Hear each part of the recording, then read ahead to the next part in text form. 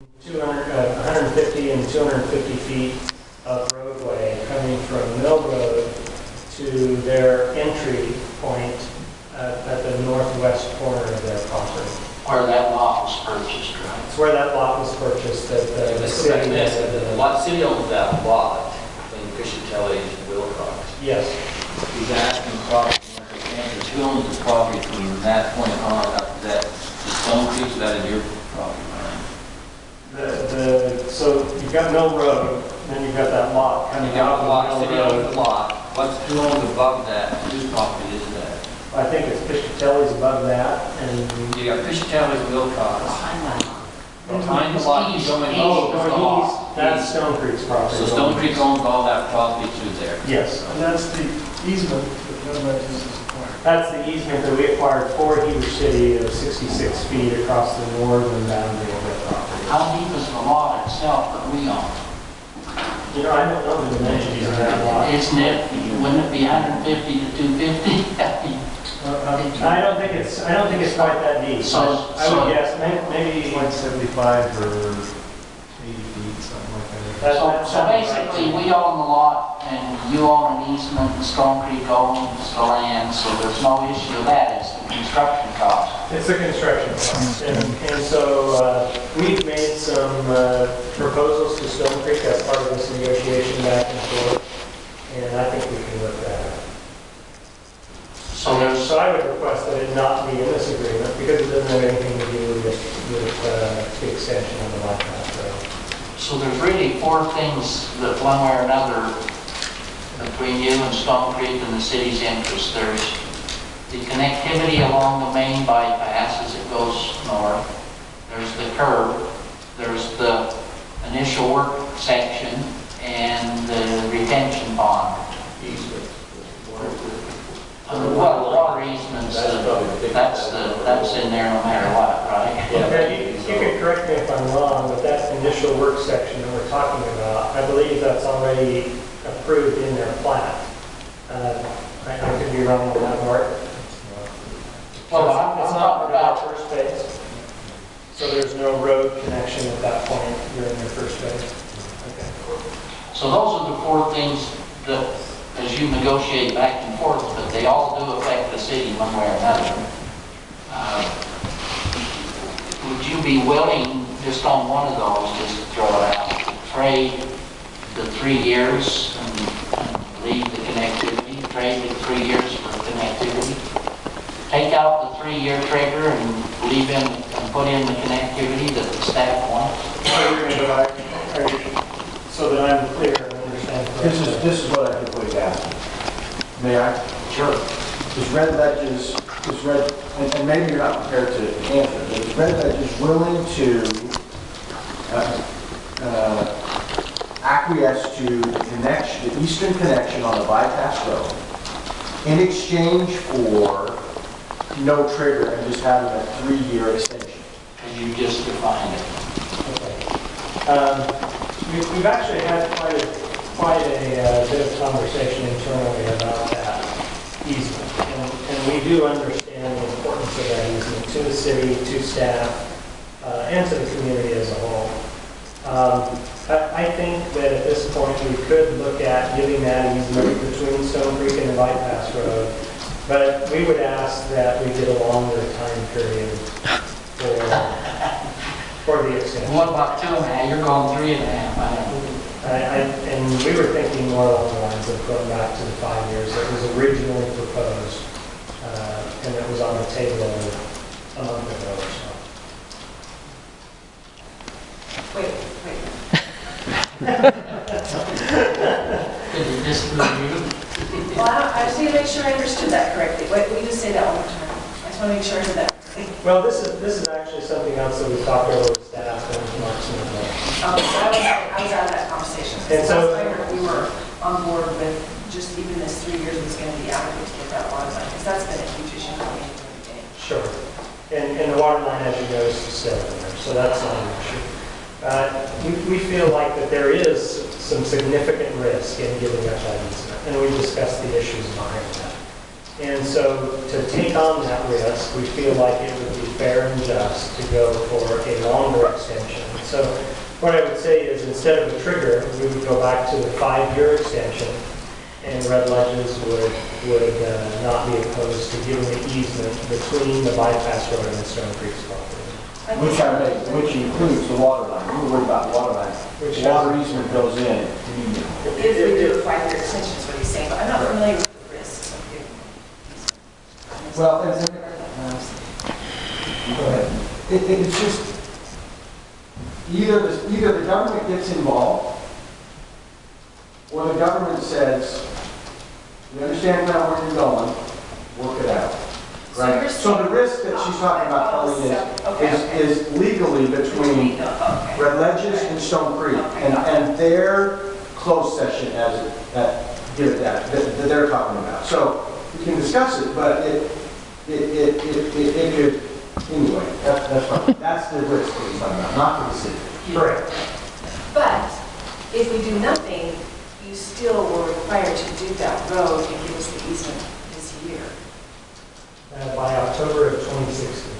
Right. So in a very simplistic way, it seems like you're getting a big chunk of extension, but we're getting the water line, despite all of these other issues that are surrounding it.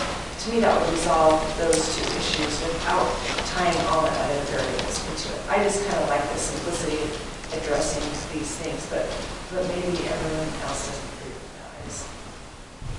My initial reaction would be if you want 5 years, we especially need the trigger. I'm sorry. I mean, if Bassett finishes in 2 years, and then you're saying give us 3 more before we do ours, the whole compelling argument in this when you first came in was we don't need the road yet. And at least on my part, you've heard me say a dozen times, if not more, I don't need it yet either, personally, from my point of view, until we need it, and then we need it. And you're saying, we don't care, we don't want to build it for 5 more years. So that's 13 years from when you were supposed to have built it. And you're starting to lose me on that one. I understand. I think a great compromise then is to go back to the 3-year and then do a review each year and let Red Ledges and Stonecreek work out the easement. I agree that it's necessary and needed for the community. And so at that point, when Stonecreek comes in for the second phase, which would be the road down towards that area, they would be required by the city to secure that easement. And again, as I mentioned in the last meeting, we will not unreasonably withhold that easement. I think, like I said a minute ago, we've had some great counter offers back and forth between Stonecreek and Red Ledges, and I think we're getting close to working something. Mayor, I think we need to hear from Stonecreek and the public. We're going to have to through. Sure. Everybody, okay. Does anybody in the public would like to come up and say a few words, take about 3 or 4 minutes? Thank you. Ed Parkinson, Heber City. A few meetings ago, the attorney was going to review this water easement. It should have been recorded at the very beginning. I just need to hear if we've reviewed it and given you guys the answers to that. Because this water easement shouldn't even be in this agreement. It should already be done. Any further conversations until this water easement is recorded with Red Ledges should be not discussed. None of the information that's on this agenda tonight, until that water easement is done, should be conducted, in my opinion. Mark?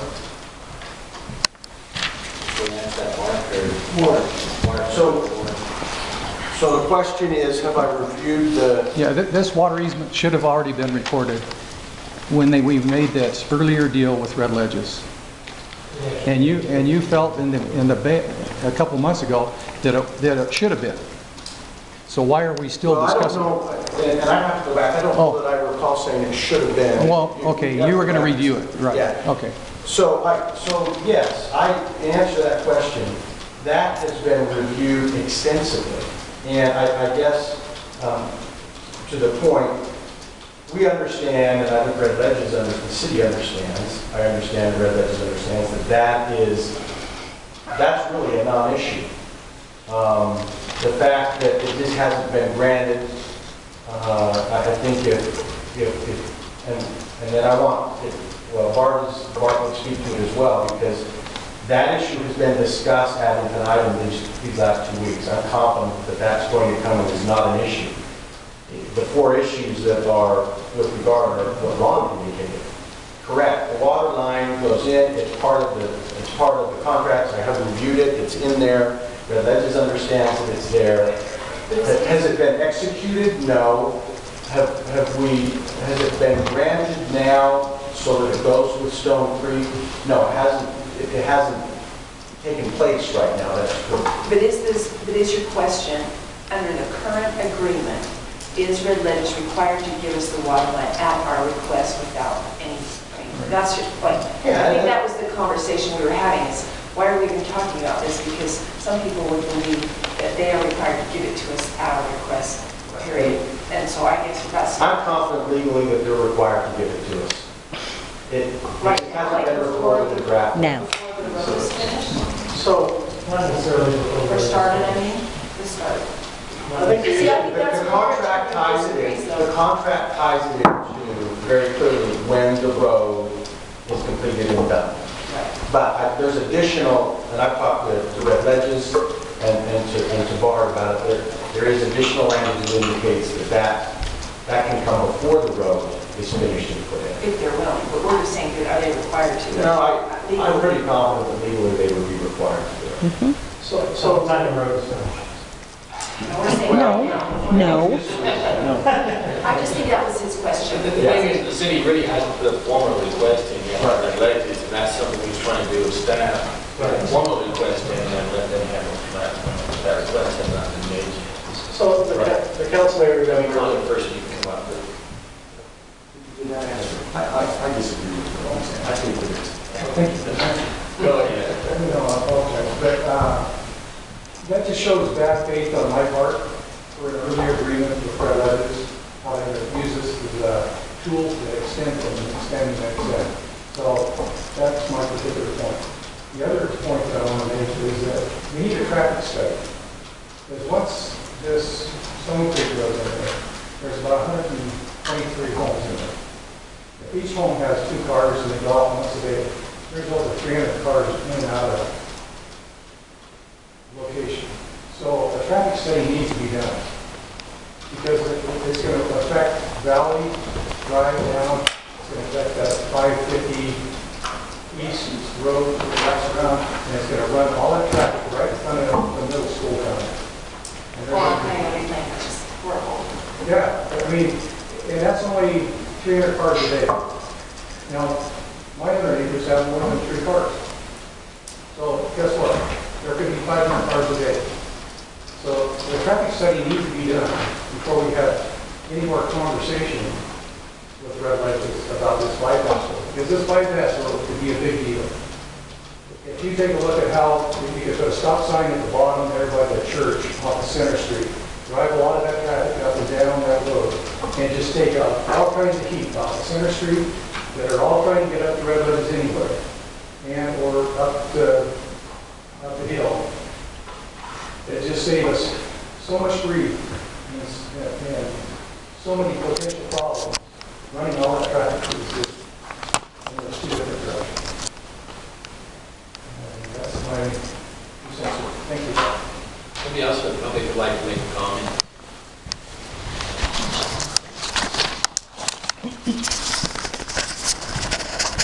Tracy Taylor, Heber City. I agree with a lot of what's been discussed here tonight by the council and by our city attorney.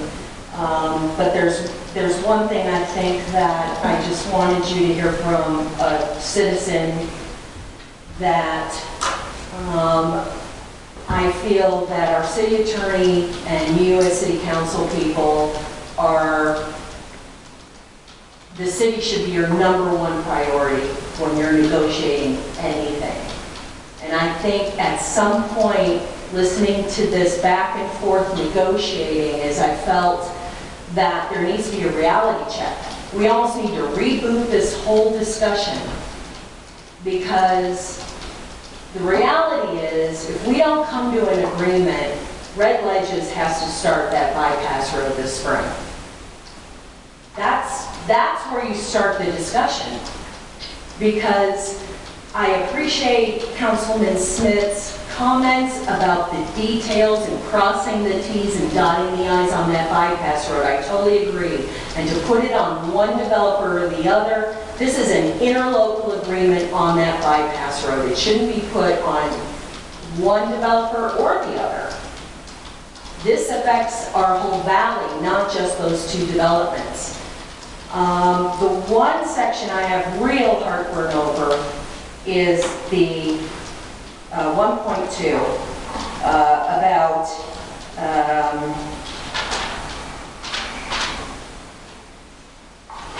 breach of contract.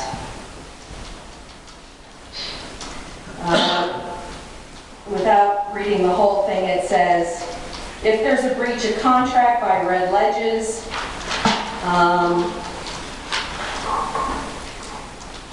in this interlocal agreement, in this amendment, Red Ledges further agrees that if this breach occurs, the city could choose to withhold any further phase approvals until the agreed physical construction of said bypass road and connection road has been completed.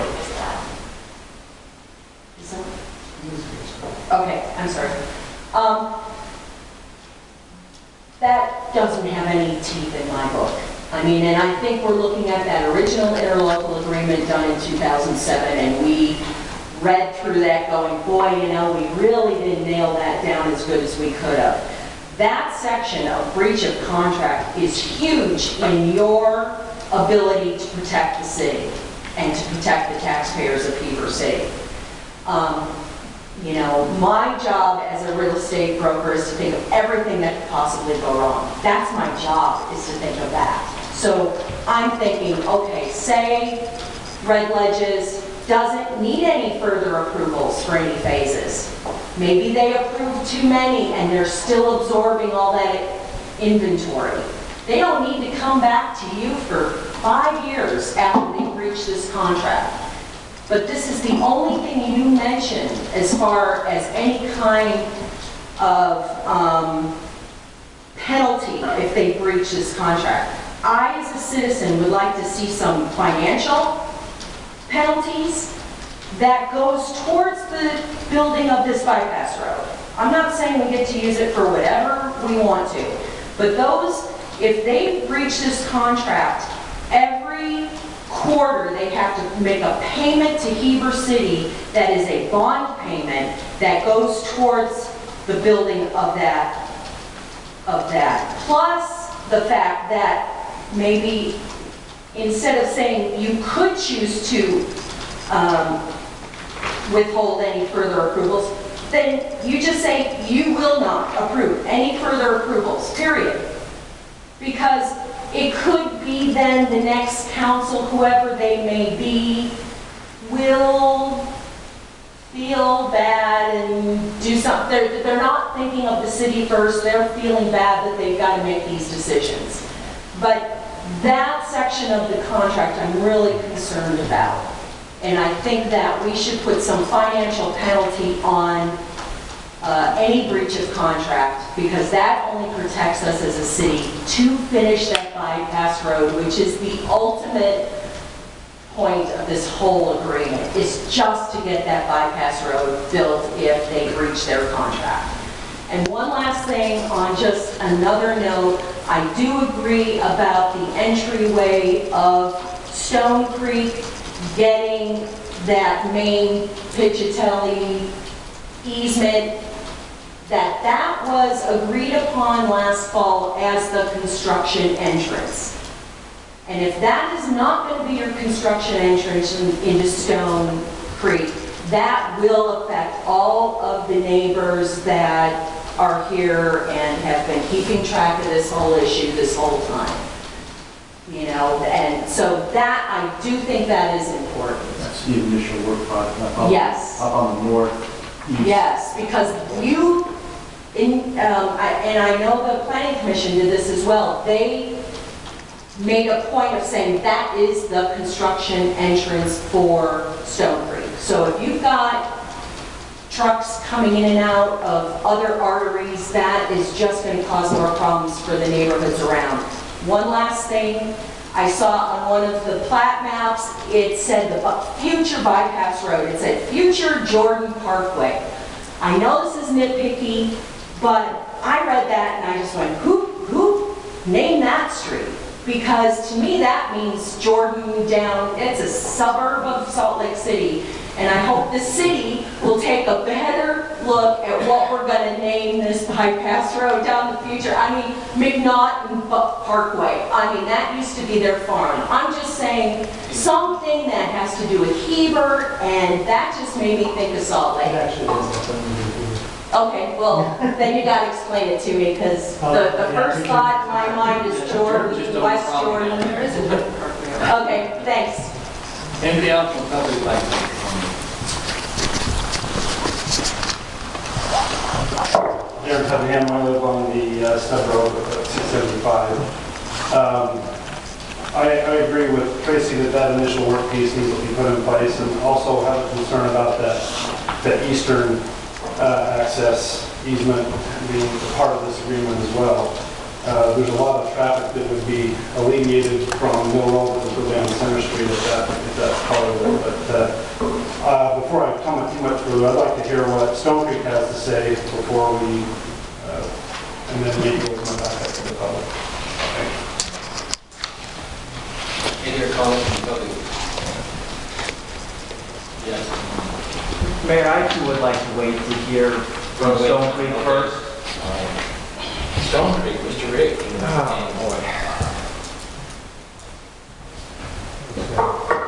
Story off about me coming up here in 1971 and playing basketball when I was in here. It's now torn down. I grew up in Grantsville. We used to come here to Wasatch High School. 5'10", 140 pounds driving in the lane and getting knocked down by a tiny car. I got a bloody nose and lost my contact lens. And I thought that was the only bloody nose I would get in Heber City.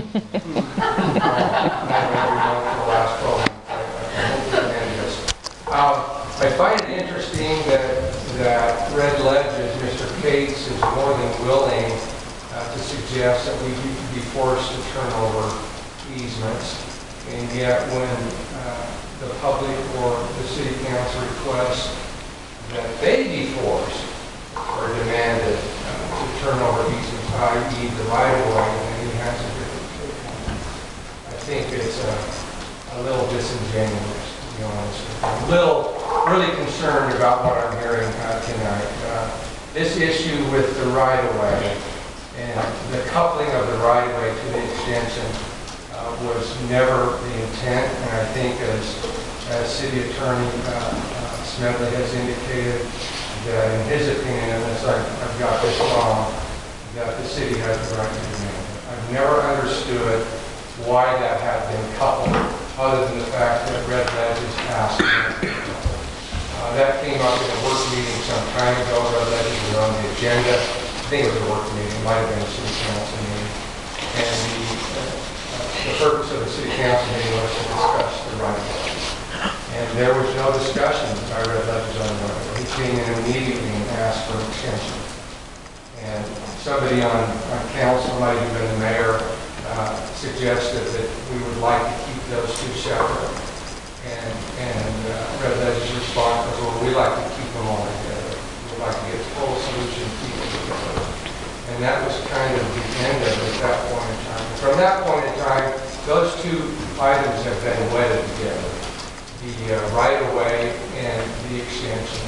And I'm just absolutely baffled that Red Ledges can get up here and suggest that them getting an easement, it's been 8 years. Actually, at the end of this year, it'll be 9 years of extensions, 9 years. And then a request for another 5 years. That's 14 years. I think they're getting quite a bit. And it's hard for me to believe that they can't give something in return. This issue with the right-of-way is the biggest beef that we have. And to hear that it's unimportant is just not true.